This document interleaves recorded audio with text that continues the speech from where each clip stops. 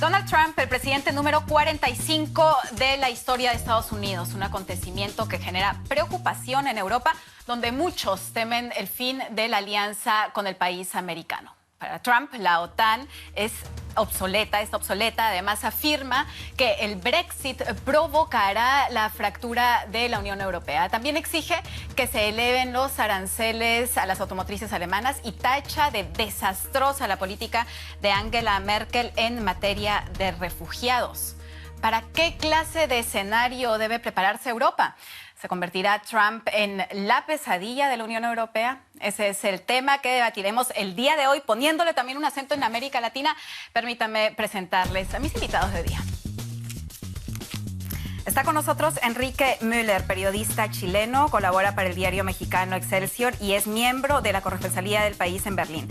Enrique dice que Trump puede convertirse en un verdadero peligro para Europa si sus amenazas se convierten en medidas concretas. También con nosotros Juan Paló, periodista especializado en economía y política europea. Desde el año 2010, corresponsal en Berlín de la agencia española EFE. Juan dice que Trump va a hacer una terapia de shock para Europa en su política exterior, su comercio y su defensa. Y el paciente está aún demasiado débil para reaccionar positivamente. Mi tercer invitado, Enrique García de la Garza. Él es filósofo, escritor y periodista mexicano y ha trabajado en la redacción del diario alemán Frankfurter Allgemeine Sonntagszeitung y en la revista cultural mexicana Letras Libres.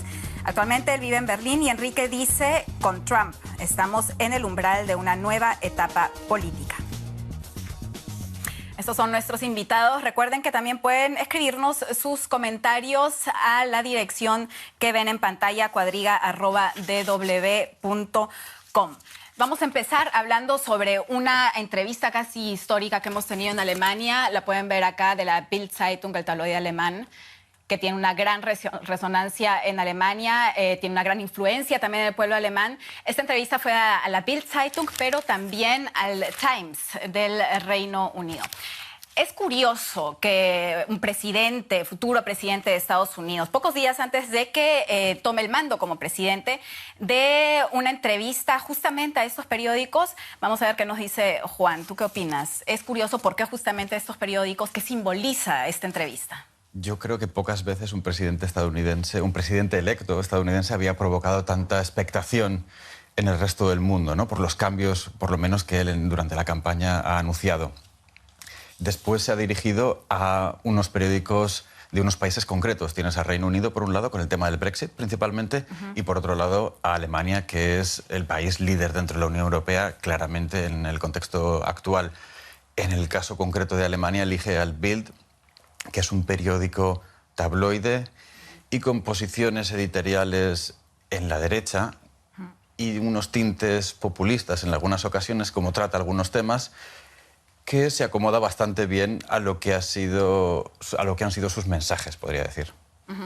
En esta entrevista, Trump ha dicho muchas cosas, vamos a ir repasando algunas de las citas. Entre ellas también dijo, y lo mencionábamos al principio, que la OTAN está obsoleta. ¿Qué significa esto para el sistema de defensa militar en Europa? ¿Qué quiere decir con eso? ¿Qué pasaría si empieza a retirar las tropas estadounidenses de Europa, Enrique? Pues pasarían muchas cosas y todas malas. Solo que hay que esperar a que realmente lo haga, ¿no? Porque incluso pues, el futuro jefe del Pentágono ha dicho de que si no existiese la OTAN, pues habría que inventarla de nuevo. Es decir, de que la cúpula militar estadounidense, y me imagino que muchos futuros diplomáticos estadounidenses saben perfectamente bien de que la OTAN no puede disolverse por gusto de un señor presidente. O sea, hay algo más por detrás. Además, que si realmente lo intentara hacer, o sea, lo que estaría haciendo es darle un poder insólito a Moscú. O sea, y sobre todo y poniendo en peligro a todos los países vecinos de Rusia en este momento, pues que se sienten un poco pues apegados a Occidente, le hace Ucrania, le hacen los países bálticos, etcétera, etcétera. Polonia, incluso, que no es vecino de Rusia, pero Polonia tiene un miedo espantoso de Rusia. Sobre todo el actual presidente culpa a Putin de haber asesinado a su hermano. Es decir, hay otros dos países como Hungría y la República Checa que se están acercando mucho a Moscú. Pero en todo caso el problema de la OTAN es algo que no se va a mover. Es posible, lo único que yo veo posible es que este señor presidente de Estados Unidos obligue a los países miembros de la OTAN a aumentar su presupuesto militar. Eso yo creo que sería la... ¿Tú, Enrique, crees que podrían empezar a retirarse las tropas estadounidenses de Europa? Yo lo veo difícil y no lo veo estratégicamente conveniente. Coincido con lo que dice Enrique. Sería bastante arriesgado y de verdad me parece un poco, como todo lo que ha venido diciendo los últimos meses, provocativo, ¿no? Es un provocador. Yo apuntaría, si puedo, un segundo, dos cosas. Por un lado, sí que la mera mención de que la OTAN no está funcionando bien puede hacer, y que el resto de países no están asumiendo su cuota de responsabilidad, va a hacer que muchos países en Europa empiecen a gastar más en defensa. Que eso, para ellos, o sea, para Estados Unidos va a estar bien, independientemente de lo que signifique después. Y lo otro, que es más peligroso, me parece a mí, es que ha sembrado dudas sobre la garantía de seguridad que ahora había en Europa. Europa estaba convencida de que no iba a haber ningún conflicto interno y que no iba a haber ningún conflicto con países de sus alrededores, especialmente con Rusia, porque estaba la garantía del artículo 5 de la Carta de la OTAN. Ahora eso se ha puesto en duda. Puede ser que no se atienda al llamamiento de uno de los países miembros por parte de los otros si no se cumplen ciertos requisitos que aún no se han especificado. Eso sí que es muy problemático, me parece a mí. Enrique Müller mencionaba a Rusia, un jugador muy importante en todo esto y un país que, hablando de la OTAN, hablando de lo que ha dicho Trump también en esta entrevista, podría causar mucho miedo a Europa. ¿Tú ves la posibilidad, como comentan algunos, de una nueva Guerra Fría? La Guerra Fría, de alguna forma, ha empezado con este distanciamiento que hay entre Occidente. O sea, ya y estamos en una Guerra Fría, dirías. Ya lo han dicho algunas. El primer Medvedev, el primer ministro ruso, ya lo dijo en Múnich en 2014 o 2015, creo que fue, hablando del distanciamiento progresivo que hay entre Occidente, principalmente Estados Unidos y Europa, y Rusia. Y la situación no ha ido a mejor con Ucrania y con Siria. Entonces, de alguna forma, ese distanciamiento le podemos llamar como queramos, pero vamos. Yo más que Guerra Fría hablaría de guerra híbrida, que es el nuevo factor militar, entre comillas militar, porque los actores de una guerra híbrida no se disparan entre ellos, no se matan en el campo de batalla, sino que causan agresiones virtuales, que son casi tan dañinas como dejar caer una bomba en un poblado. Y ese es el tema principal en este momento. O sea, y hay una gran alerta, ya pasó en Estados Unidos, aquí en este país están muy preocupados de lo que puedan hacer los rusos, sobre todo en este año electoral. Enrique, justamente porque tú sacas a la luz el tema de Rusia, en esta entrevista Trump dice que confía tanto en Merkel como en Putin, y cuando le preguntan, ¿pero en quién confía más? Dice, en principio, en los dos, pero vamos a ver cuánto durará, cuánto durará esa amistad, esa confianza. ¿Tú cómo ves la relación Putin-Trump?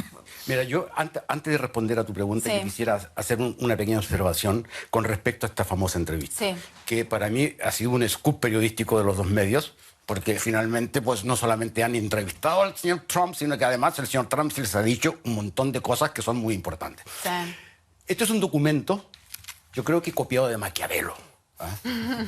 ¿Por qué? Porque en esta entrevista este señor intenta dividir. Divide y reinarás. Divide y reinarás. Es copiado de Maquiavelo. No hay mejor ejemplo de un alumno aventajado. Y entonces, lo hace con todos. Lo hace con Putin y Merkel. Lo hace con la Unión Europea y Reino Unido.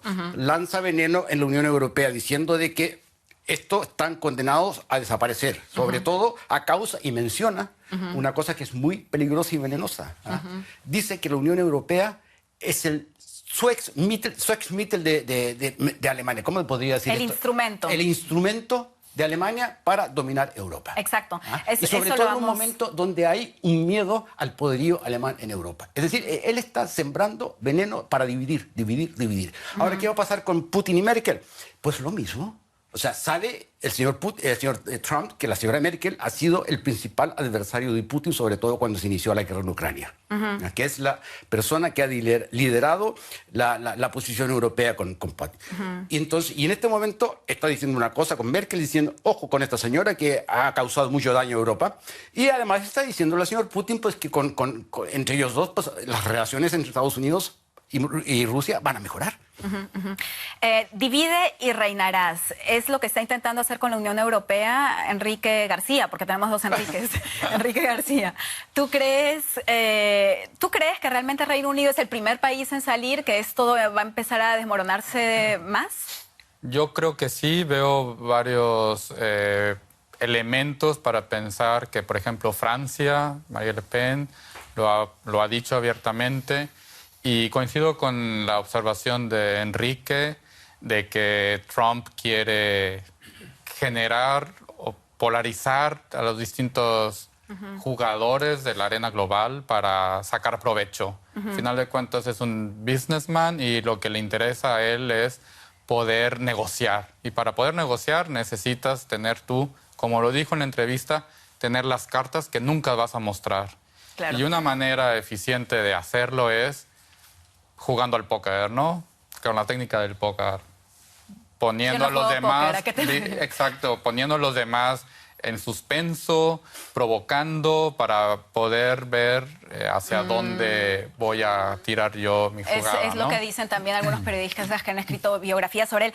Antes de seguir la discusión, veamos una cita de Angela Merkel. ¿Qué dice ella? Ella evidentemente se refiere a un gran cambio en el orden político mundial que estamos enfrentando, pero también a un gran cambio para Europa, en el cual, según la líder alemana, la Unión Europea tendrá que tomar un rol esencial. Veamos.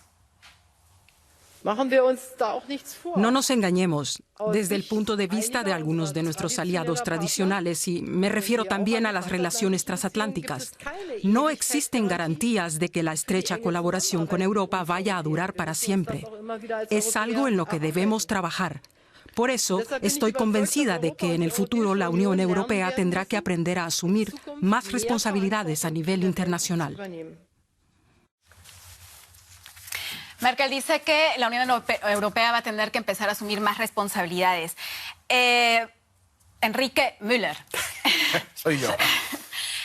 ¿Es posible una Europa más fuerte? ¿Es realista una Europa más fuerte como sueña, como piensa Angela Merkel?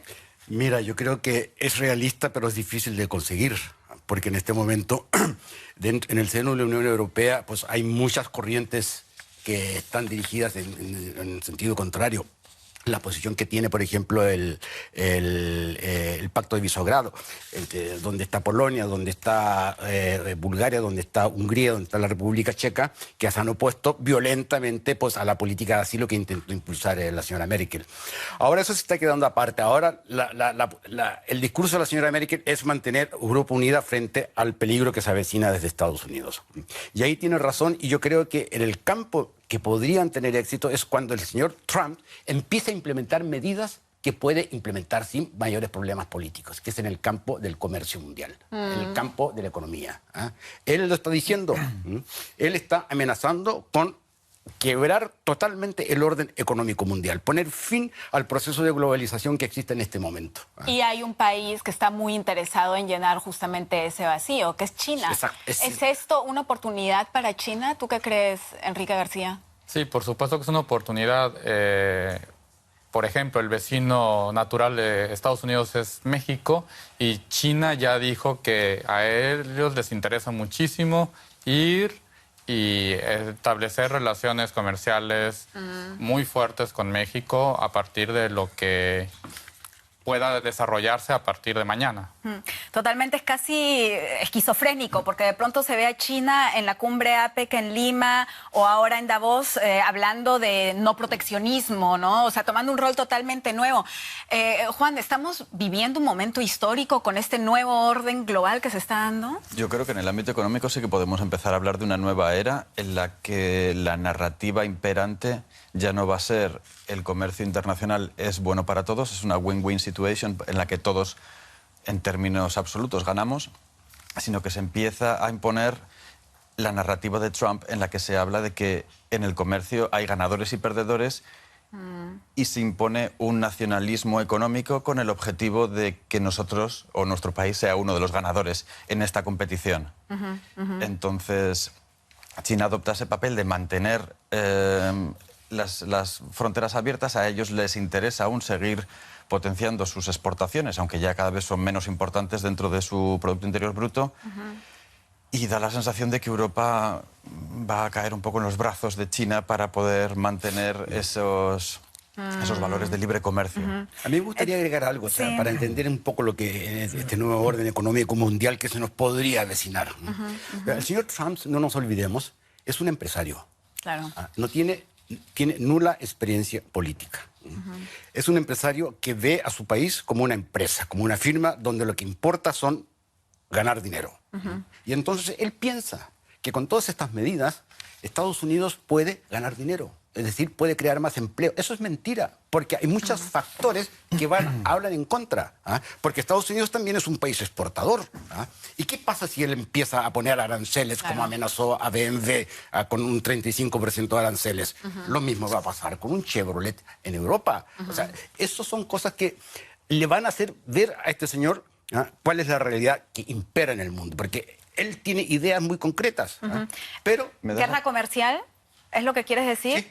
O sea, estamos encaminados definitivamente a una si guerra realmente comercial. él implementa todas estas medidas, sí, es que no va a quedar otra. Juan. Vamos a ver qué pasa, porque a mí me da la sensación de que cuando llegue a la Casa Blanca, de verdad, y empiece a entender de verdad lo que significa el comercio internacional, tengo la sensación de que tiene una opinión muy anticuada y muy estrecha de lo que es el comercio internacional. Por un lado, piensa que, o da la sensación que para él el comercio internacional es vender productos acabados, cuando hay una gran parte del comercio internacional que es los componentes.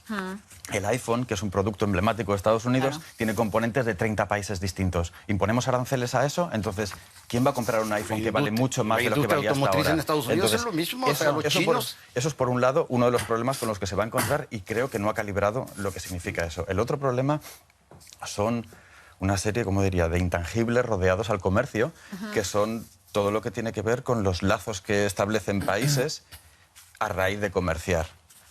Que eso es una de las cosas que ha promovido Estados Unidos desde el fin de la Segunda Guerra Mundial, en Europa especialmente, pero a nivel mundial también. ¿A qué te refieres concretamente? ¿Lazos que se establecen?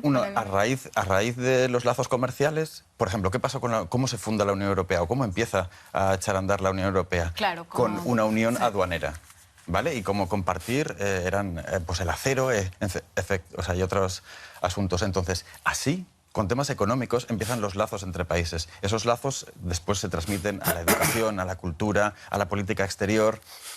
Y eso cuaja de una forma que dificulta que haya conflictos, que los conflictos escalen.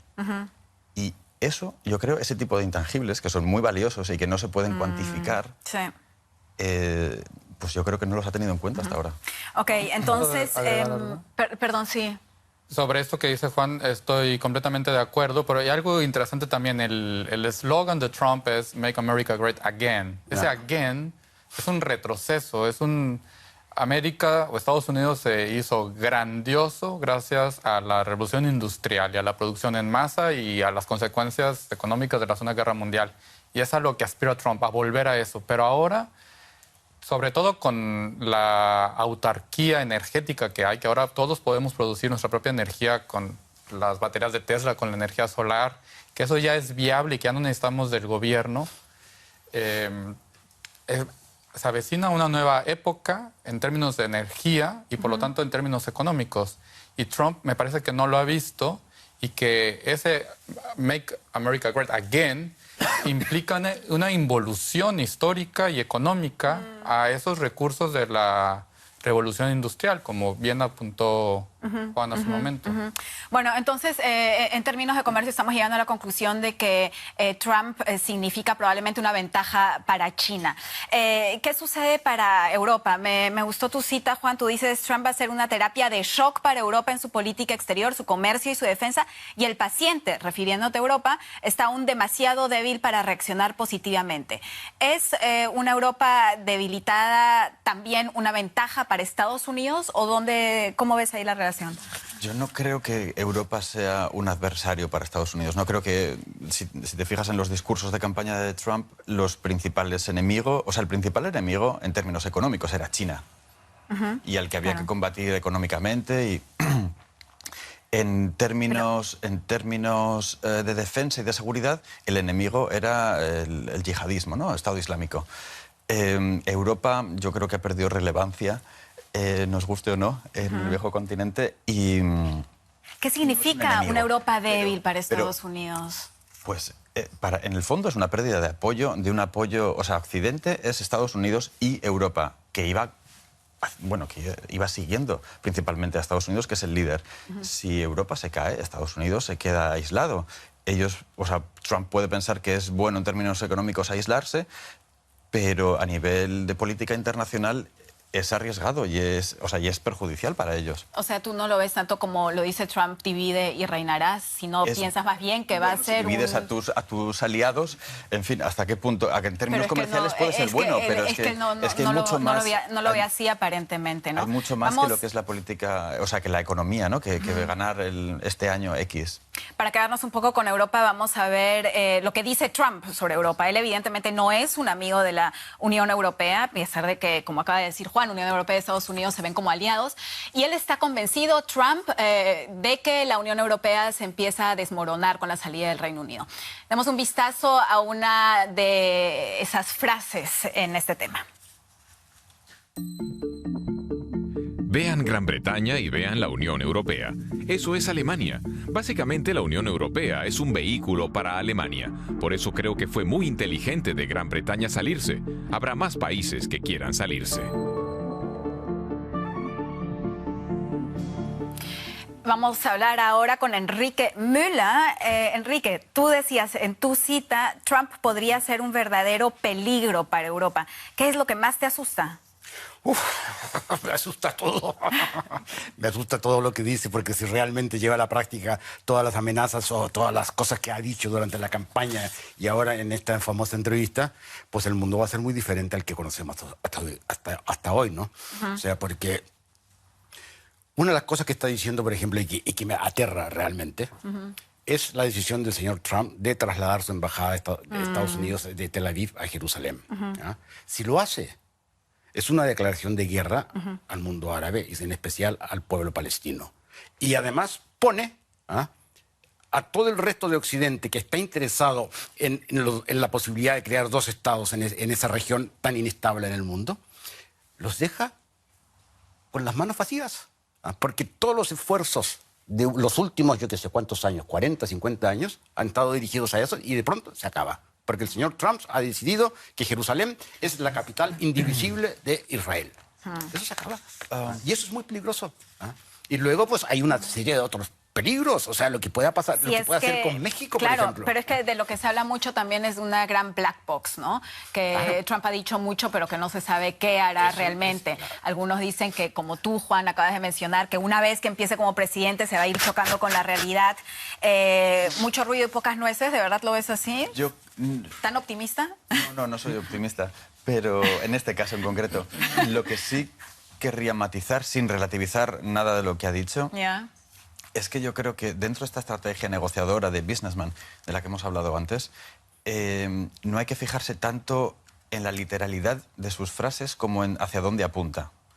Con lo de la embajada, seguramente, espero, la embajada no se va a trasladar, pero lo que está diciendo es mandar un mensaje... ¿Por qué estás tan seguro de que no se va a trasladar? Porque espero que haya gente detrás de él que le diga que no. Pero lo que creo es que, que no importa tanto esa literalidad de lo que dice o del 35% de tarifa aduanera para BMW, como el hecho de decir en qué dirección se quiere mover él. Y eso sí que es significativo de él. O sea, por ejemplo, quiere tarifas aduaneras, ya veremos si a BMW se le pone un 35 o un 5.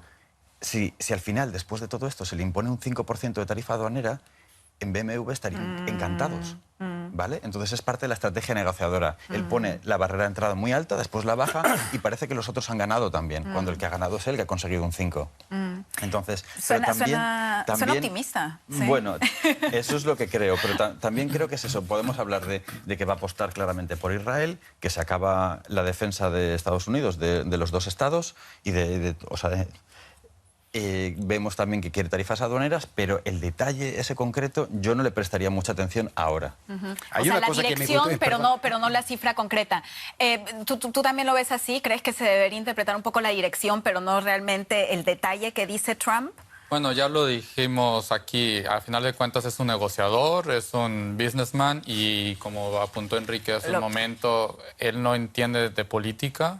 Él ve a Estados Unidos como una gran empresa, la empresa global, y por eso considero también que estamos en el umbral de una nueva etapa política, de una nueva era política incluso.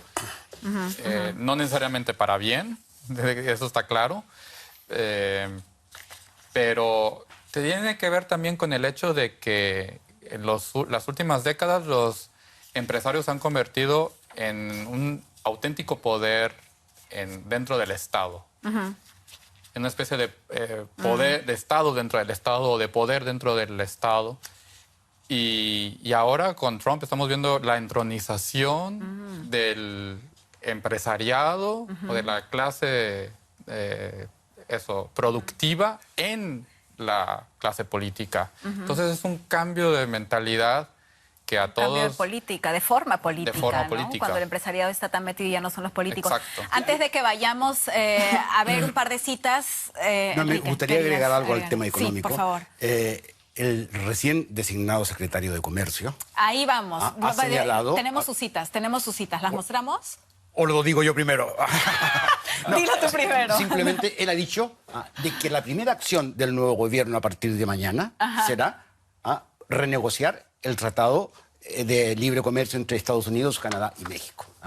La primera medida. Ahora vamos a ver si es que México o Canadá están dispuestos a renegociarlo, porque perfectamente el señor Peña Nieto, que lo dudo porque es un presidente totalmente devaluado, también vamos a se ver niega su a cita. eso, pero en fin, pero ahí está la primera medida. Acaba de introducir Enrique Müller de una excelente manera las citas que vamos a ver ahora. Existe la posibilidad de que Trump esté asustando al mundo de manera exagerada. Podría ser menos radical de lo que aparenta. Eso se podría pensar al echar un vistazo a su gabinete, donde algunos de sus hombres ponen otros acentos. Veamos, por ejemplo, en relación a Rusia, qué dicen los hombres en su gabinete.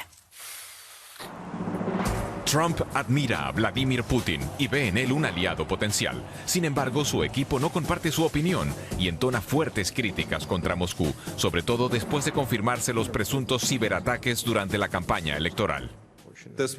Fue un acto de agresión de la cúpula dirigente de Rusia. Actualmente Rusia supone una amenaza.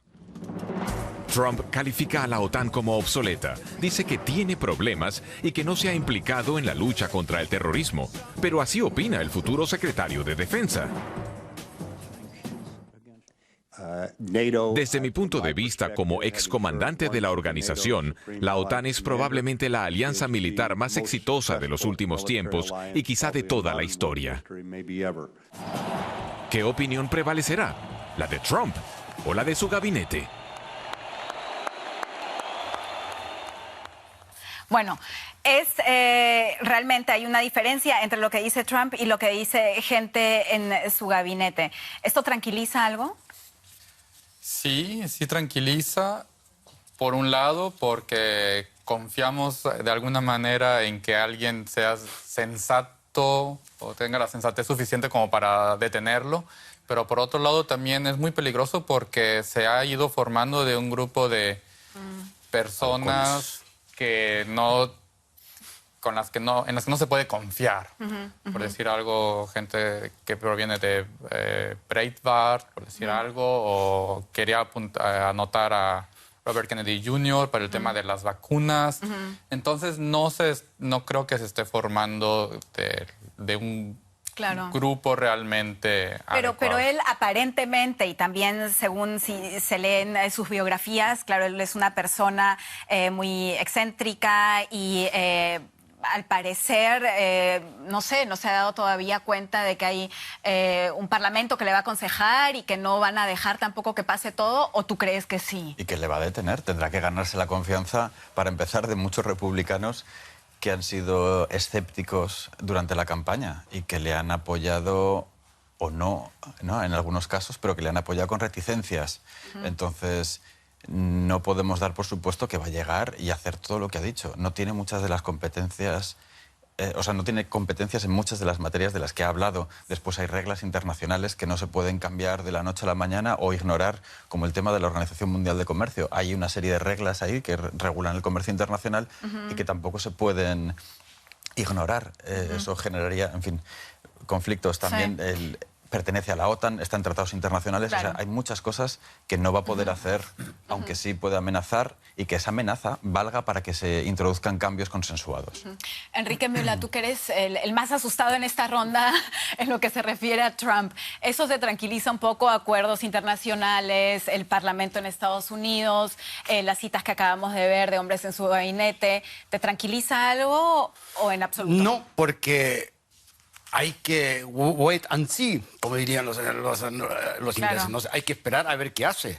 Y yo acabo de dar un pequeño ejemplo. O sea, él ha dicho, a partir de mañana, pues renegociamos el Tratado de Libre Comercio con México y Canadá. ¿Qué significa eso? La primera amenaza que se va a hacer realidad. Y la segunda destinada a México, el país vecino.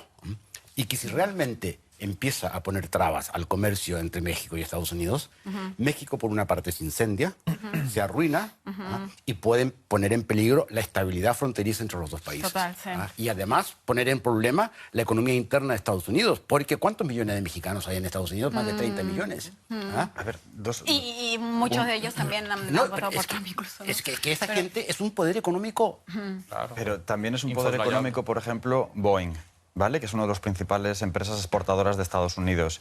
Boeing tiene 300 empresas en México que fabrican componentes para ellos, 6.000 millones de dólares al año.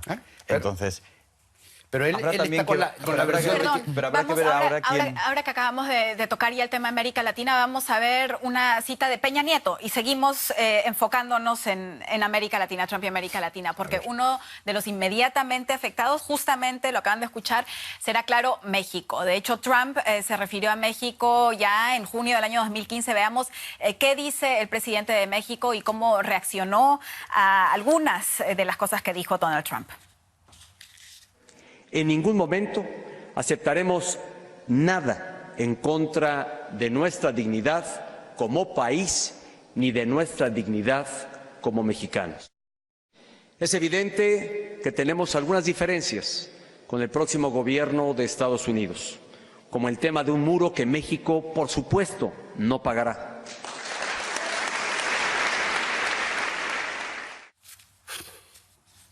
Enrique, ¿cómo puede estar Enrique Peña Nieto tan seguro de que no va a pagar ese muro? Mira, el problema no es quién lo va a pagar. El problema es si él va a aceptar que se construya. Y esa es la gran diferencia. Porque él está hablando de dinero. Pero no se da cuenta de que la sola idea del señor Trump de construir un muro es una ofensa, es un insulto a México. Y él nunca ha dicho, nosotros vamos a impedir que se construya ese muro. Cabe mencionar que ya hay partes de Ya. muro. Ya Bueno, existen además, partes de muro. pero para lo que viene encima, él jamás lo ha dicho. Porque hay un problema en México en este momento. Hay varios, pero yo creo que el principal es la falta de liderazgo del señor Peña Nieto. Es el presidente más devaluado en la historia en los últimos 100 años de México. Nadie cree en él. Tiene un gabinete totalmente quebrado. Pero entonces, ¿cómo debería reaccionar? ¿Cómo reaccionarías tú si fueses presidente de México en estos momentos ante lo que dice Donald Trump? Bueno, ojalá fuera presidente. ¿Verdad? Lo primero que haría sería decir, yo no voy a permitir que se construya ese muro. Ya veré qué medidas tomo. ¿Qué medidas se pueden tomar en un caso así? Hay muchas, hay muchas. Enviar, pues, en primer lugar, utilizar las armas del populismo en México, que suelen ser muy efectivas de vez en cuando. ¿Las armas del qué? Populismo. Ajá. Por ejemplo, enviar, yo qué sé, así como acarrean a la gente para llenar plazas en los mitines políticos, pueden acarrear a millones de mexicanos a la frontera. ¿Y eso tendría efecto Hombre, con Donald Trump? tendría, por lo menos, pues la Deutsche Welle estaría reportando directamente en la frontera. Pero claro que sí, pero ¿tendría efecto? ¿Tendría efecto esto? No, yo coincido con que el presidente de México está completamente devaluado y que es parte de la estrategia negociadora de Trump, decir, bueno, que paguen para luego ver hasta dónde llegamos. Y efectivamente la idea, como presidente de México, debes decir, bueno, una parte del muro ya existe y es un insulto, no solamente que hable mal de los mexicanos y que los llame violadores y truanes, etcétera. Ahí debió haberlo detenido y cometió el gravísimo error de invitarlo mientras era candidato a México. Y se ocasionó en México un lío diplomático grave. Y de hecho, uno de los que inició ese encuentro es ahora el ministro, el canciller de Relaciones Exteriores. Exactamente, la idea fue de Videgaray, quien renunció, o lo hicieron renunciar, y hace unos días volvió para aprender, dijo irónicamente, como secretario de Relaciones Pero Exteriores. entonces todo esto podría dar la impresión de que México no sabe muy bien cómo actuar ante Donald Trump. ¿Es lo que está pasando? Yo diría que es lo que está pasando a nivel mundial. Exacto, nadie sabe. O sea, el principal problema asociado con Trump es la incertidumbre. Nadie sabe nada. Si se pregunta aquí en el gobierno qué pasa con Trump, la gente lo que están diciendo es no tenemos ni idea de con quién ponernos en contacto. ¿A qué en Alemania te refieres? Eso es. Y con las personas con las que hablamos no saben qué tipo de políticas se van a poner después en práctica. Es la incertidumbre absoluta. Y eso creo que pasa. O sea, pocos países estarán tan conectados con Estados Unidos como Alemania, ¿no? Entonces, y aquí no tienen ni idea. Y supongo que en otros muchos países lo único que pueden hacer es esperar a ver qué pasa. Y es algo que se puede ir repitiendo también durante el gobierno de Trump, que nunca vas a tener certeza total de cuál es su política a largo plazo. Yo creo que es parte de su estrategia negociadora, mantener la incertidumbre, que él cree que es o considera que es positivo para él. Vamos a ver si después, cuando se sale del mundo empresarial y de las negociaciones y se pasa al mundo de la política internacional, si esa estrategia funciona. Yo creo que va a crear muchas tensiones. Tú decías hace un momento que Donald Trump se tiene que leer un poco como direcciones, pero no concretamente al detalle de lo que dice. En este caso, por ejemplo, se habla de una posible renegociación de la NAFTA. Él o América Latina tendría que unirse e intentar renegociar de una manera. ¿Cuáles son las posibles reacciones ante estas tendencias trumpistas? Primero, un pequeño detalle.